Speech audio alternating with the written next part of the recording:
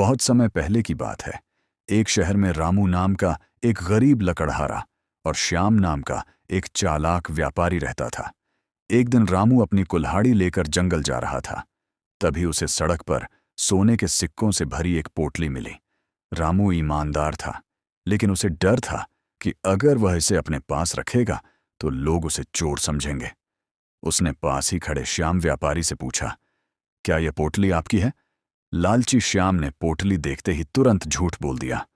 हाँ हाँ, ये तो मेरी ही है, मैं इसे ही ढूंढ रहा था। श्याम ने पोटली छीन ली और उसे खोलकर सिक्के गिनने लगा। पोटली में 50 सोने के सिक्के थे, लेकिन श्याम के मन में लालच बढ़ गया। उसने सोचा कि क्यों ना रामू से कुछ और पैसे ऐंठे जाएं। वह चिल्लाया, अरे ओ चोर, इस पोटली में तो 60 सिक्के थे, तूने 10 सिक्के निकाल लिए हैं।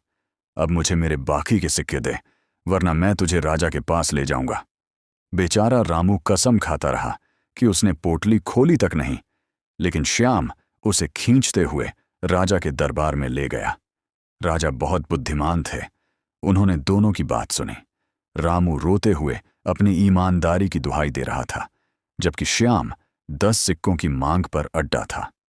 राजा समझ गए कि दाल में कुछ काला है। उन्होंने श्याम से पूछा, तुम पक्का जानते हो कि तुम्हारी पोटली में 60 सिक्के थे? श्याम बोला, जी महाराज, बिल्कुल पक्का। राजा ने मुस्कुराते हुए फैसला सुनाया, चूंकि इस पोटली में केवल 50 सिक्के हैं, इसका मतलब है कि यह पोटली तुम्हारी नहीं है। नियम के अनुसार जिसकी पोटली खोई है उसे 60 सिक्के वाली पोटली का इंतजार करना चाहिए, और चूंकि रामू को यह सड़क पर मिली है और इसका कोई असली मालिक नहीं मिल रहा, इसलिए यह पोटली और इसके 50 सिक्के रामू के हुए। रामू नाम का एक गरीब लेकिन ईमानदार किसान रहता था। एक दिन अपने खेत में खुदाई करते समय उसे मिट्टी का एक पुराना घड़ा मिला। रामू ने अपना खाली टिफिन उस घड़े में रख दिया और आराम करने लगा। जब रामू ने दोपहर में खाना खाने के लिए घड़ा खोला तो वह हैरान रह गया। जहां उसने एक टिफिन रखा था वहां अब 100 टिफिन थे। उसे समझ आ गया कि यह एक जादुई घड़ा है, इसमें जो भी चीज डालो वह 100 गुना होकर निकलती है। रामू ने इस घड़े का इस्तेमाल गांव वालों की मदद के लिए किया। किसी के पास बीज कम होते तो वह उन्हें बढ़ा देता, किसी के पास कपड़े कम होते तो वह मदद करता। लेकिन गांव के जमींदार भैरव सिंह की नजर उस घड़े पर पड़ गई। भैरव सिंह ने धोखे से वह घड़ा रामू से छीन लिया। उसने सोचा, अगर मैं इसमें एक सोने का सिक्का डालूं तो मैं दुनिया का सबसे अमीर आदमी बन जाऊंगा। लालच में आकर भैरव सिंह घड़े के अंदर झांकने लगा कि सिक्के कैसे बढ़ रहे हैं। जादू के कारण उस घड़े से एक के बाद एक 100 भैरव सिंह बाहर निकल आए। अब असली भैरव सिंह कौन है यह पहचानना मुश्किल हो गया। सभी भैरव सिंह अपनी जायदाद और घर के लिए आपस में ही लड़ने लगे। देखते ही देखते जमींदार का पूरा घर और सुख चैन बर्बाद हो गया। एक बहुत ही शरारती और लालची बंदर रहता था। एक दिन उसे झादियों में एक चमकता हुआ जादुई मटका मिला। उस मटके की खासियत यह थी कि उसमें हाथ डालो तो जो चाहिए वो मिल जाता, लेकिन एक शर्त थी, एक बार में केवल एक ही चीज निकाल सकते थे। बंटी ने मटके में हाथ डाला और उसे एक बड्ढा केला मिला, पर बंटी का लालच बढ़ गया। उसने सोचा, मैं एक साथ ढेर सारे फल क्यों ना निकाल लूं। उसने मटके के अंदर अपने दोनों हाथ डाल दिए और बहुत सारे फल मुट्ठी में भर लिए। पर जैसे ही उसने हाथ बाहर खींचने की कोशिश की, मुट्ठियां भरी होने के कारण उसके हाथ मटके के मुंह में फंस गए। वह जितना जोर लगाता उतना ही दर्द होता। न वह फल छोड़ना चाहता था, न उसका हाथ बाहर आ रहा था। तभी एक शिकारी के आने की आहट सुनाई दी। डर के मारे बंटी को हाथ खाली करके भागना पड़ता। सीख, लालच हमेशा नुकसान ही पहुंचाता है। नाम का एक लड़का रहता था। उसके घर की हालत बहुत खराब थी, लेकिन उसकी मां रोज शाम को घर के बाहर एक छोटा सा दिया जरूर जलाती थी। मोहन ने एक दिन पूछा, मां, जब हमारे पास खाने के पैसे नहीं होते तब भी आप दिया क्यों जलाती हो?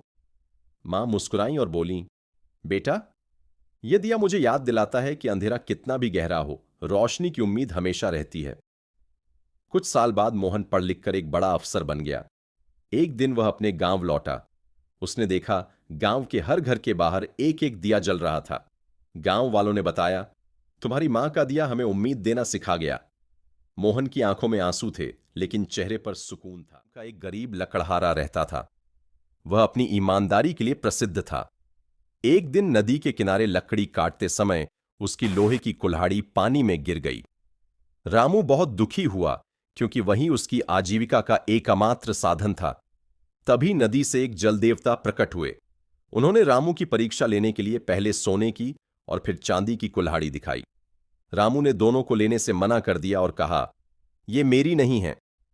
अंत में जब देवता ने लोहे की कुल्हाड़ी निकाली तो रामू खुशी से झूम उठा। उसकी ईमानदारी से प्रसन्न होकर देवता ने उसे तीनों कुल्हाड़ियां भेंट कर दीं। समीर अपनी पुरानी कार से घने जंगल के बीच वाले रास्ते से गुजर रहा था। अचानक गाड़ी का इंजन बंद हो गया। सन्नाटा इतना गहरा था कि समीर को अपनी धड़कनें सुनाई दे रही थीं। उसने बाहर निकलकर बोनट खोला, तभी उसे पीछे झाड़ियों में सरसराहट महसूस हुई। टॉर्च जलाई तो देखा, दूर एक पेड़ के नीचे एक छोटी बच्ची सफेद फ्रॉक पहने बैठी थी। उसका चेहरा बालों से ढका था।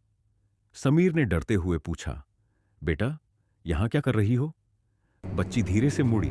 उसके चेहरे पर आंखें नहीं, बल्कि दो गहरे काले गड्ढे थे जिनसे खून बह रहा था। वह भयानक तरीके से मुस्कुराई और हवा में तैरते हुए समीर की तरफ झपटी। समीर जान बचाकर कार में कूदा और पागलों की तरह चाबी घुमाने लगा। गाड़ी स्टार्ट हुई और उसने पीछे मुड़कर नहीं देखा। घर पहुंचकर जब उसने कार का पिछला दरवाजा बंद करना चाहा, तो कांच पर खून से लिखा था, "अगली बार दरवाजा खुला मत छोड़ना।" पीछे वाली सीट पर वही सफेद फ्रॉक पड़ी थी।